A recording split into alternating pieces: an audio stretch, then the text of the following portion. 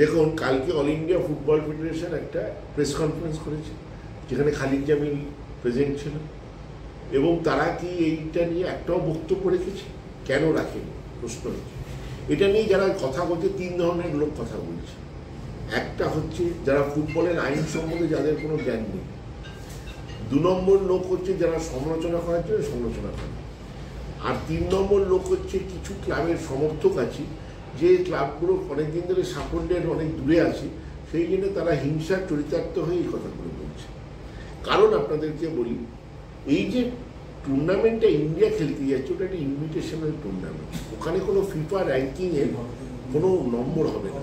যদি ও চ্যাম্পিয়নও হয়, তাতে কিন্তু ফিফা র্যাঙ্কিং ইন্ডিয়ার 1 পয়েন্টও বাড়বে না। কিন্তু আমাদেরটা ফিফা নমিনেটেড টুর্নামেন্ট।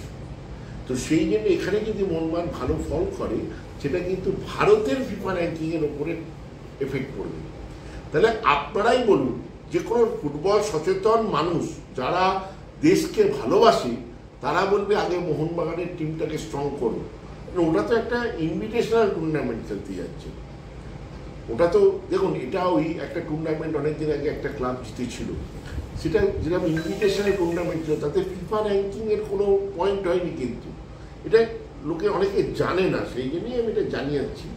এটাই কিন্তু ফিফা র্যাঙ্কিং আছে। চ্যাম্পিয়ন্স লিগে যদি আমরা ভালো ফল করি, তো সেই জন্য এটা তো খুব সহজ ব্যাপার। সেখানে তো আর প্লেয়ার যেটা ফিফা র্যাঙ্কিং কোনো এফেক্ট করবে না সেখানে পাঠাবো, না যেখানে এফেক্ট করবে তাতে রাখবো। দুটোই তো দেশকে প্রতিনিধিত্ব করছে। ওটাও দেশকে প্রতিনিধিত্ব করছে ভারতবর্ষ জাতীয় টিম, এটাও দেশকে প্রতিনিধিত্ব করছে ক্লাব স্তরে। কিন্তু এটার ফলটার উপরে ফিফা র্যাঙ্কিং ডিপেন্ড করছে।